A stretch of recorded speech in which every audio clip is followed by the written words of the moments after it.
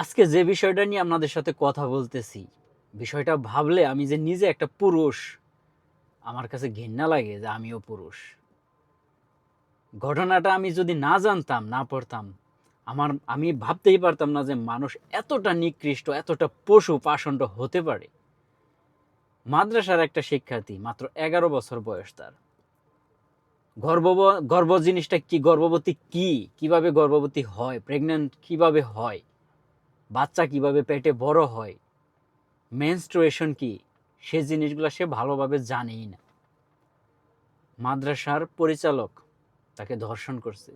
হয়তোবা তার প্রথম মাসিকেই মেনস্ট্রুয়েশনে সে বাচ্চা কনসিভ করছে। ধীরে ধীরে তার পেটে বাচ্চাটা বড় হয়েছে।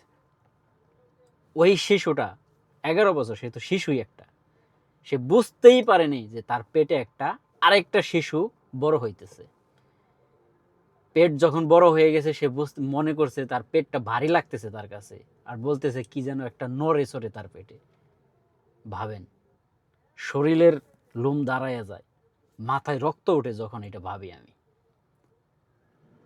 ডাক্তার পরিবার যখন বুঝতে পারছে, তাকে ডাক্তারের কাছে নিছে, তখন অলরেডি তার নাকি প্রেগন্যান্সির বয়স 7 মাস। 11 বছরের একটা মেয়ে, তার পেটে একটা বাচ্চা হইতেছে, 7 মাস তার বয়স, পেটের প্রেগন্যান্সির বয়স। আল্ট্রাসাউন্ড করার পর ধরা পড়ছে যে সে প্রেগন্যান্ট, পেটে বাচ্চা। তার আগে মেয়েটা মনে করছিল তার পেট ভারী হয়েছে, পেট ভারী লাগতেছে, পেটে যেন কি নড়ে চড়ে, সে বুঝতেই পারেনি। আর যেই কুত্তার বাচ্চাই ওকে ধর্ষণ করছে, সে এখনো ঘোরে বাহিরে। আমার লজ্জা লাগে, আমার ঘৃণা লাগে যে আমিও পুরুষ। ওই এলাকার মানুষ কি করে ভাই? আজকে ওর সাথে হয়েছে, কালকে আপনার পরিবারে কারো সাথে হবে। আপনার এলাকায় আশেপাশে যদি এই ধরনের কোনো ঘটনা ঘটে, ধর্ষণের, স্পেশালি ধর্ষণের কোনো ঘটনা ঘটে, আপনাদের দুইটা পায়ে ধরে বলি আমি, আপনারা পুলিশে যাওয়ার দরকার নাই। কারণ বাংলাদেশে বিচার হয় না। যদি বিচার হইতো, এই কাহিনীগুলা ঘটতো না বাংলাদেশে। আপনারা আইন শৃঙ্খলার ভরসা করে বসে থাকেন না, আপনারা নিজেরা এর বিচার করবেন। মানে এখন বললে তো ভিডিও সেন্সরশিপ হয়ে যাবে। ওকে যেইভাবে পারেন এইরকম যারা মানে পশু সমাজে যারা আছে, তাদেরকে একদম জ্যান্ত পুঁতে ফেলবেন, জ্যান্ত পুঁতে ফেলবেন।